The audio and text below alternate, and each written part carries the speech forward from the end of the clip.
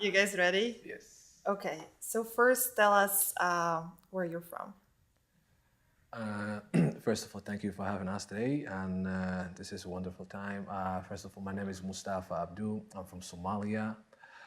Moved into USA in January 2007, and after that, I went to school in community college in ECC, City Campus Buffalo, for 2 years as an associate degree in information technology. I came with my family here, and so happy to be here. My name is Aung, and I am from Burma. I came here to United States eight years ago, in late 2007. I came here as a refugee, and been 8 years in the United States. Okay. Um, Mustafa, can you tell us a little bit about your background from Somalia? What did you do in Somalia? A little bit about your family, maybe? Yes, I used to live with my family over there. First of all, I'm born and raised in a little bit in the Middle East and half in Somalia, but most of them was in Somalia because I born in Egypt.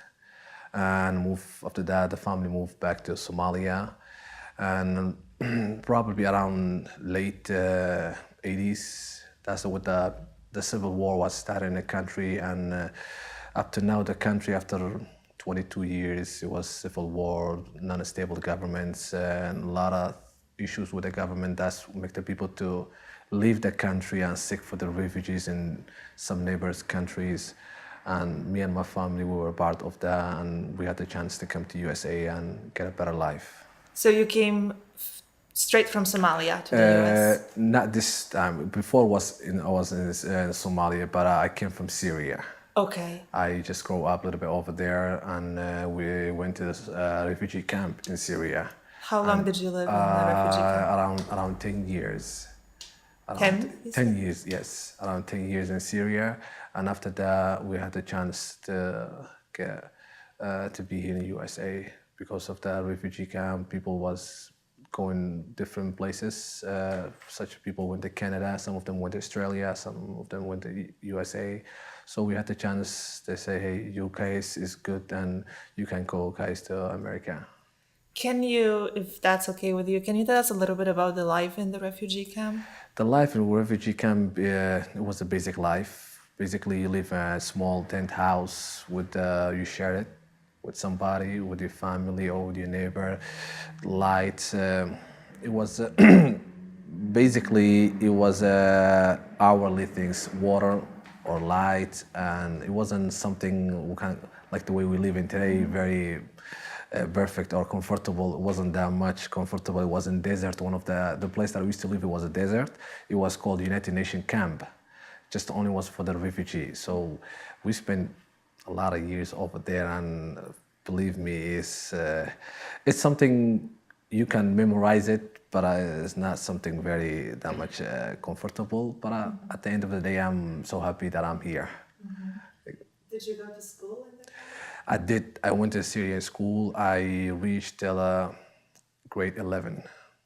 So that's the way that I learned my Arabic. Some of the people they ask me, "Hey, when you speak in English, there's a little mix something." I say, "Yes, I speak Arabic." So that's why they say that we can exactly tell that your English has a little mix with different countries. So yeah, it was a good experience to see different cultures, different tradition, different style of life. It might be hard the way it was before, but later when you grow up, you remember the rough life that you've been, and now how it's better and it's beautiful that your life getting changed to the better way.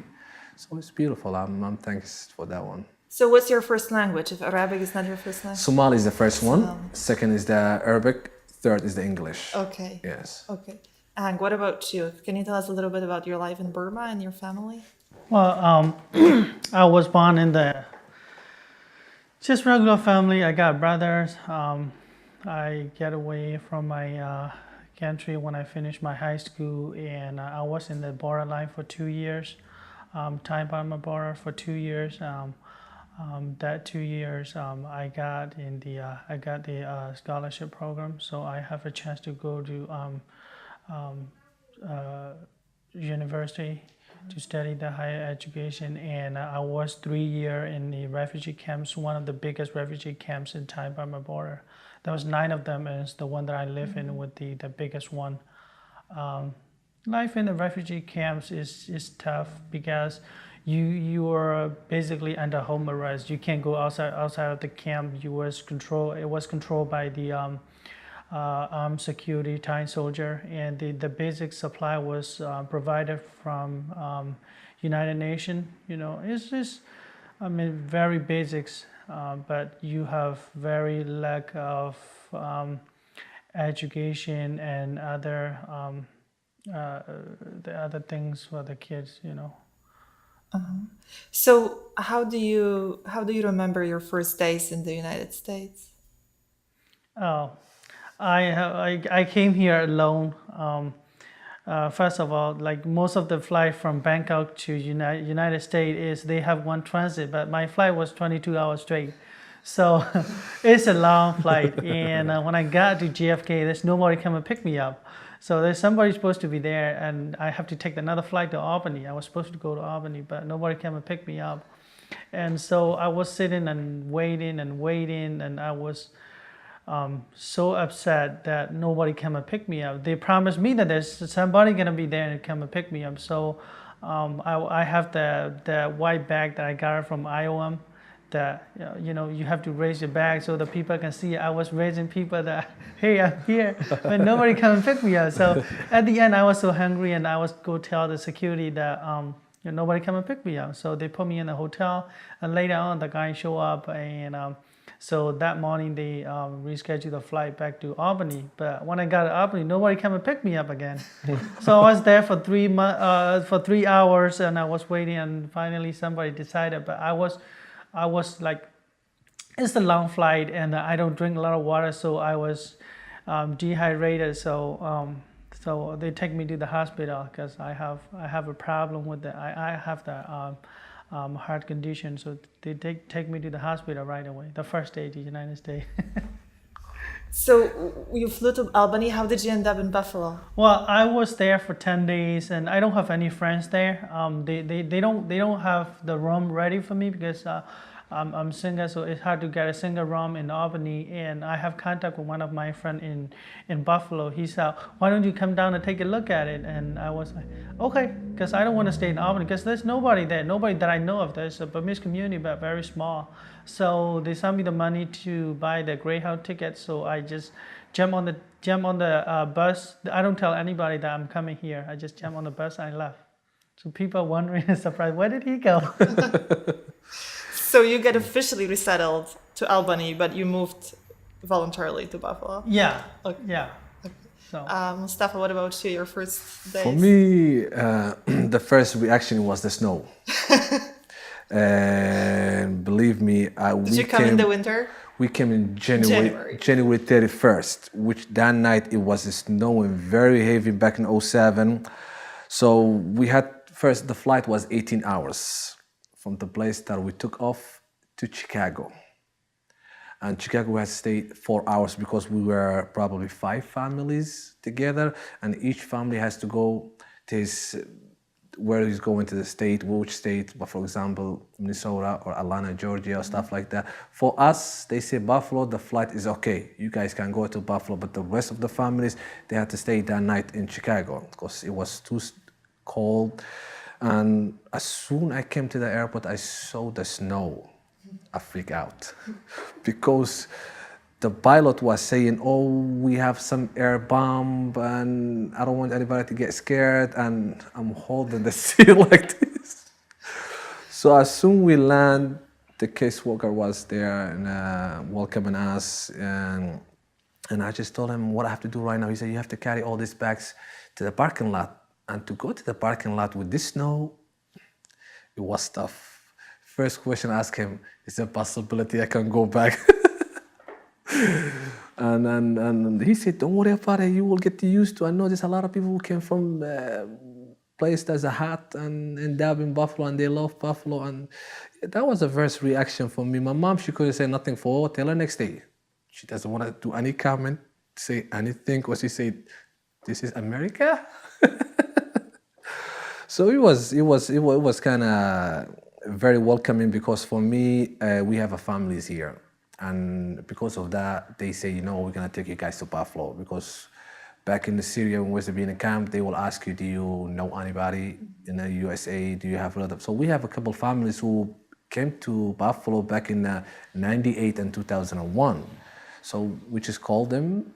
They just notified them that this family is coming. So the first reaction was the house was too tight because we just came very fast. So we were 6 people in 1 bedroom. That was a lot of tough things for first week because 6 people in 1 bedroom, it was very tough. But the office said because it was short time and it's snowing and the weather, we couldn't find something very comfortable. But next month it was comfortable and we get used to. And right away I started working and making myself ready to go to school. So it was first. This is what I tell everybody from based on my experience. First year is the year that you're trying to learn a lot of stuff, make everything balanced and comfortable, but to not give it up. Because I know a lot of people, they have different reaction. They see a lot of stuff on the TV. Oh, this is America. When I go, I'm gonna see the tallest building in the world. And when they came here, they say, oh, what is that? I don't see anything. It's all snowing and cold so basically I tell people just to get used to it will be better. That's the same thing that I went through. First year was very tough for me. The environment, the culture and everything was a little bit different, but later on it was very comfortable. I went to school, get to know a lot of people, friends, neighbors, everything. So thanks. I'm happy. What would you say was the biggest challenge after you moved here to the States for you? Go ahead. Oh, you go ahead. See, for me, maybe the language a little bit was tough for me. I used to listen to American songs, but for me, just the listening, it wasn't for me to speak. So I was very shy to respond to the person when he asked me a question. Some of the language was shortcut language. People use it normally all the time. Not for me coming using like, hi, how are you? My name is this. People go different ways to try to know you. So that was a little bit tough for me first couple months. Even when I started working, people had a rough time to understand me, where my message going through. They keep looking at me. Oh, so you mean you travel? I say yes. So it was kind of tough, but as soon as I started school and getting English classes and stuff like that, and it was good later on. Hank, what about you? What would you say was the biggest challenge for you after you came? Well, I watch a lot of movie with the subtitle, and I think that's where I get my American accents, because before that I had the British accents because my adopted parents are from England, and also we using the British English in our country. So but when I came here, a lot of people having the problem with the language to communicate to the other people. But for me, I speak a little bit English, but my challenge is like the weather, because it's a different weather, because we came from extremely hot country and I got here on August, late August, and I feel like it's so cold because I came from very hot place, and the second day I told my friend, you gotta give me a jacket or something, and they wearing the shorts and everything. I was wearing the jacket because it's cold for me already, and language is not a big challenge for me, and also later on it's getting really cold and snowing, and I think weather is a big challenge for me because I don't really like the cold weather before. Well, right now I get used to it, but so. So you both went to college here in Buffalo? Yeah, we went to ECC.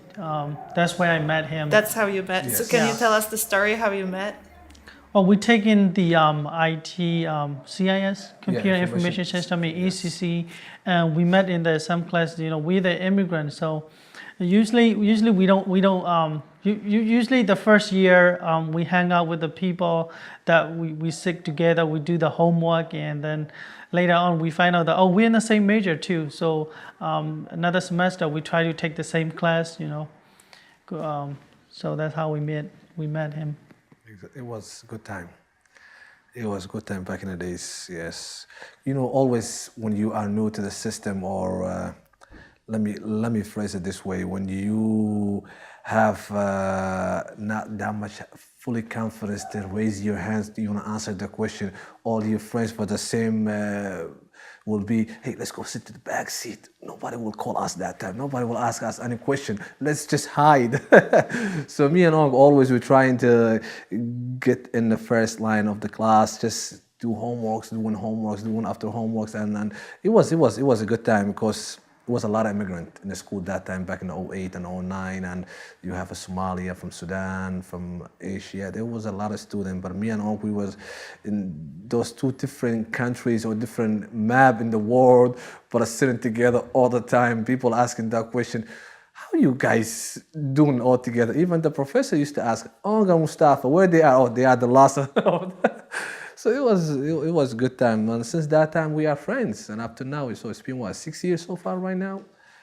It's a blessing. So how did you come up with the idea to start a business together? That was Aung. Well, after when we were in the ECC, we like to do something that we can work for our community, and also we can make money too. And we're planning to do this kind of business since we are in ECC, but we never had a chance to accomplish our mission. And after that, we don't meet each other for like 2 years. And then I met him at the Buffalo State College, because we both go to the Buffalo State College. And I told him, well, we learn a lot of things and we pick up a lot of things in our life. And I think it's time to, give it a try, to start our own business, work on our own schedule, see how does that go. Because I have prior experience in cell phone and computer repair before, and so does he. So we just talk to each other and look for a place, see what we can do. We make the business plan. I go to the small business planning class, and I told him we make the business plan and then we make this happen. What is the most difficult part of running a business together as friends? Well, there's a lot of, I'm not gonna say a lot. It depends. See, there's nothing without risk in this life. You have to take risk to learn something. And I remember my grandfather used to tell me, your 5 fingers is not the same. That's how everything goes sometimes. Even people, that's how they are. They're not the same. So you have to try everything. You have to take a risk. You have to put well to do better. And that's how you're gonna learn from the mistake that he did last time. First, we opened. There's a lot of challenges. My time, his time. We have different jobs. Was in the line that time. School. I was going in the morning, going to school. Afternoon, we have to be here. So it was a lot of challenges. Time. People coming in. They're looking for help. They want to fix. They want to repair. So it was first. Let's say first half of the year. Was a lot of ups and downs because. Everything has a challenge. Everything has a challenge, but you're gonna learn how to do well next time. And I don't know if that was a same feeling. Well, we have when we start doing the business, we only know how to fix the phone and the computer, but we don't know anything about like how to run a business or financial or budgeting or anything like that. The first year is a big challenge because we have to do a lot of things. We have to find out a lot of things in hard ways, budgeting and financial planning and stuff like that. And also, of course, we came from the different background. We have a lot of disagreement. But one thing is we agree to disagree and we find the right solution for us to work together. So, how do you do that? How? Well, we talk a lot of stuff. Since we are in the school, we do the homework together. I mean, we do in our way, which might be different, but we find a solution. Like, why do I do that? What is the better way? Why we should do that? What is the best way for us to do it? He has his life experience. He has his background, and I have my life experience too. So we find the best solution out of disagreement. So, do you have any examples of any stories of when you disagreed? Well, let me tell you this. At the grand opening, so he has Somali friends and family members. They came down. I have all my Burmese friends and family members. And in a religious way, always used to do that when we open the business. I invite the monk and offer the food and stuff like that.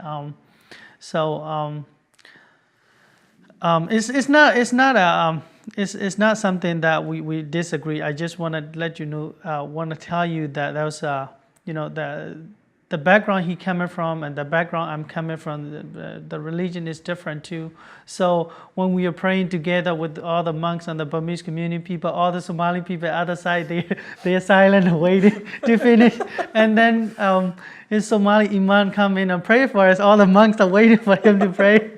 So disagreement, I mean, we don't go that far for disagreement. I mean, we don't reach it so far, so deep, you know. Yes, we always ask each other. Like, I give you small example. I'm preparing something. I always go back to him because I know he has a willing or understanding and does material better than me a lot. So I always go back to him. We might have different ways. The way I have the experience and the way he has the experience, it might be a little bit different, but sometimes we might disagree in the parts. But at the end of the day, we find a solution. Hey, let's go to this option. It might work. And perfect. That's something like we're doing the advertising. I would like to go for the advertising with Google. He would like to go on the Facebook advertising. And we look for it, like we do the homework. We have to come up with a solution why I want to do it on Google and why you want to do it on the Facebook. We compare that, see what is the best solution for us financially, or which one is more effective. And we do a lot of things based on statistics, and we find the best solution, things like that. So we know that you recently faced some challenges here with the break-ins. Can you tell us the story? Well, we have a break-in on July 4th, and within 2 weeks we have another 2 break-ins. So it's 3 total. Another 2 break-in is at the same night. The one on July 4th that they took almost all of the merchandise that we have it here. We collect all the money that we have, the last bullet, and we buy them and stock them again, and then within 2 weeks they come and break the door, and the same thing they came and took it again. We have a lot of challenge, and because we lost almost all of the merchandise that we stocked it here. The phones is different from the other merchandise because phones are small and they're really expensive, and you can use it anywhere. Because the phone that we sell in here is the factory unlock, and you can use it anywhere on the wall. So, so that's what happened. How did the police react to the break-ins? Police reaction, I would say I'm not really happy about it, but but I'm not the one who is suffering from all those break-ins, so I don't want to mention a lot about what. I mean, they would have done it something differently, better way. But what would have been better? I mean, we have the break-in. I mean, first of all, we have a security alarm. So something happened, they contacted the police and notified the police. They should have come right away. But I understand that there's some other priority too. But this is a business, and there's because we have the motion sensor, the security company can tell them that there was an active break-in over there. If there's something active, they should have come. And also, something happened already the first time on July 4th. Within 2 weeks, another one happened, and they should have noticed that. They should have come faster than the last time, but it's take long time for them to respond. Do you think there is enough the police presence here in the neighborhood on Grand Street?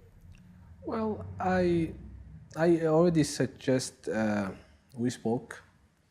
And I said to them that if there is more policing in the area, especially where's the business area, this is Grand Street right now is booming, it's going up.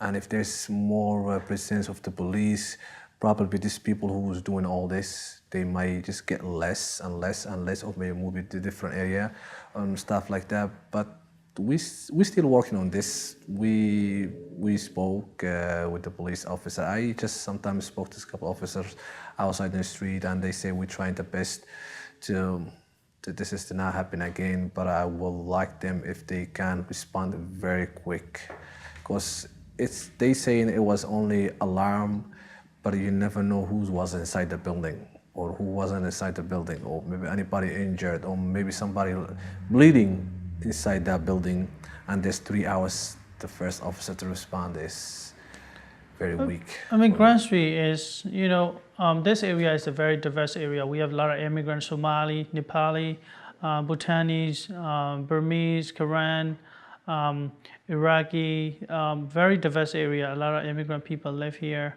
And of course, some other,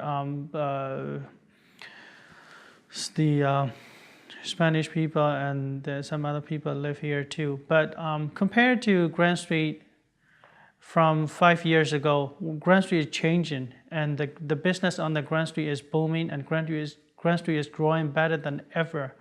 A lot of business are opening, and a lot of people are thinking about invested on the Grand Street. So we would like to keep up the good reputation with the Grand Street. I don't want to scare all the investor and the existing business people out of Grand Street because of these things like that.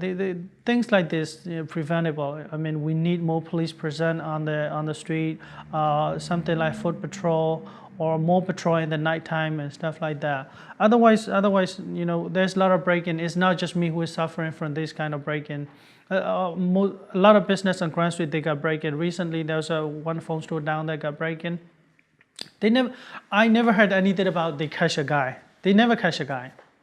But if they never catch a guy, then what the better solution is, can they present more on Grand Street? Like, can they clean up more on the Grand Street? Grand Street, before we had the problem with those prostitute people, drug dealing people and stuff like that. Now we have more problem, like we have a break-in and stuff like that. I don't want to scare the investor away from the Grand Street. I would like to keep up the good reputation, because Grand Street is booming and it's getting better than ever. So we like to keep up with a good reputation. All this incident, they are the same action. All these people who was doing burglary and stuff like, they're using the same methods to break in. Yes, same pattern, the same style to just get in a building or to break the glass. So here we have a common things.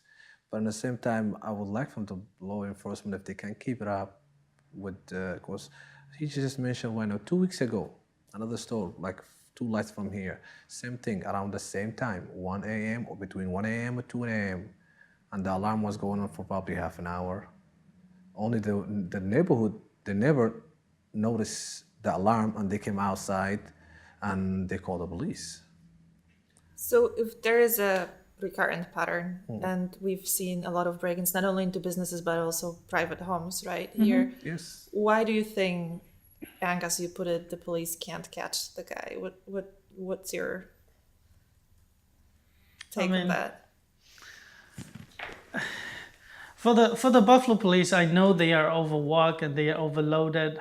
I don't really know what they're doing, but the things that I noticed is that the first time that happened, the security alarm company notified the police. It goes to the county 911 center, but it never. I had a chance to talk to the chief from D district. It never got dispatched to the police officer on the field.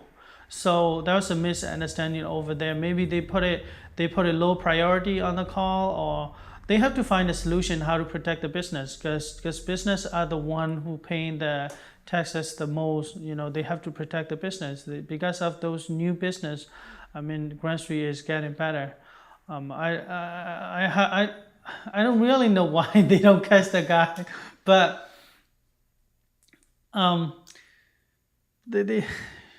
they should have done it differently. What would you have done differently? More investigation, more care, more thinking, saying this is people who working hard to make the area or the environment or the society look good. So if we work with them, we can find a solution. But if there was a gap or wall, I don't think that we're gonna reach any solution. That's the main things I even all the time I remember I try to tell them, or when we spoke with the chiefs or any from the commissioner office, I say the same thing. Work together will bring something. My grandfather used to tell me, one hand cannot slap like this, so you have to be a couple hands together, and that's how we're gonna work together, and that's how we're gonna reach the safe society. But otherwise, we're not gonna get anything. As the immigrant who came here to United States as a refugee, one of the reasons why we came here is for our safety. We fear for our life. And we choose this country and we came here because we think that there's a safety here. But based on what is happening here, not just a business owner, I would like to mention that there's a lot of break-in on a residential area too. They're losing a lot of people losing faith on the police force that they can protect us. And also what's the other things that I noticed that as the immigrant people, before we came to the United States, we have to go through another country to apply for the asylum and to apply as a refugee. Before we get our status granted, we are illegal over there. So what happened is a lot of immigrant people is a problem with, they're afraid of people with uniform. I call it uniform phobia. When they see the police, they try to stay away from the police. Because of many years, they've been scared by the police because they can get arrested and send it back to their country or send it back to the jail at any time. So that mindset cannot change it easily. So when they came here, they're afraid of police. When there's something happen, there's a language barrier there. They're afraid to talk to the police because they think that they can speak English and the police can do nothing. And also they're afraid of talking to the people with the uniform, especially with the police. So, and these break-in occurring many times in this neighborhood. People losing faith. There's families. They are in big trouble because of that break-in, and also some of the break-in. Because the police doesn't catch the guy, because they think the police doesn't do anything on these things, they might do something. They're trying to get in the house in the daytime where people is in there. They are armed now. They have their gun. They do that on the gunpoint. So there's a lot of family. There's some family that move it to another state. We have some family they move it to another state because they don't want to deal with these things anymore. So they're losing their faith on the police force, and which is not a good sign because we have a large population of the immigrant people in this area. So. Yeah, exactly. That's what we call for bridge, to have a bridge with the law enforcement. I think me and Aung, we attend so far twice law enforcement meeting, and all of them, we end up just getting message, we're gonna work together, we will do better, because language is the big rules here. Somebody getting pulled over from the police, he might not open the window, or she might not open the window. Basically, let me say in a female way, because she might not open the window because there's no language here, and the scare, the fear, all these things will take it to different or escalate a different way. And here's the FBI just did couple translate for family court, for family problem. Fathers, where we come from, father is the person of the house. Everybody follow him. He's the leader. Everybody in the house is the follower. When we comes here, different culture or tradition. Maybe the kids go to school, say, my dad slapped my face last night. Oh, like, okay, social service will come in the middle, policing, and I did so many cases like this as a translator, and at the same time I have to explain to the judge or explain to the law enforcement that this is the culture, this is what the religion asking, this is the culture was asking. I know it's hard for you guys to understand, but if we have education way, you can understand this guy and he can understand you, and you can come in the middle for solution. But if we're gonna use the power, everybody will get locked up. The father was, I know some of the fathers, they right now doing community service in the Batavia jail, just because the father was a little bit, they say, abusive in the house. But for him, is that the way he grew up. That's the way he grew up back in the home, to be a father, kids to listen to you, everybody in the house listen to you, and he's the leader in the house. But when it comes here, it's totally different. So I just explained to them a lot. This is culture, things that people need to get more aware or more educated about it. If I'm not belong to here, but I'm a citizen here, I have to tell you who I am so you can understand me better. But if there was a wall or gap, there's no solution. What is your take on those cultural differences, Mustafa, that you're talking about? And especially, I think the gender Yes, absolutely. dynamics For me, I always try to deliver message of what is the culture mean. When this is new people come here. For example, I give you a small example: getting license or ID. This is the basic things. Sometimes in ID for female, it might request from you the face to be very appearance that you can see it. But if you explain to the person who's taking the picture, this person did a religious way. If you cannot you cannot see her face, but this little way you can see it, or you can take the picture. There's gonna be understanding in the middle, but sometimes it's hard. That's what a lot of people when it comes to us. Even when Aung is here, they come in asking about question like this. Oh, I have to apply for this.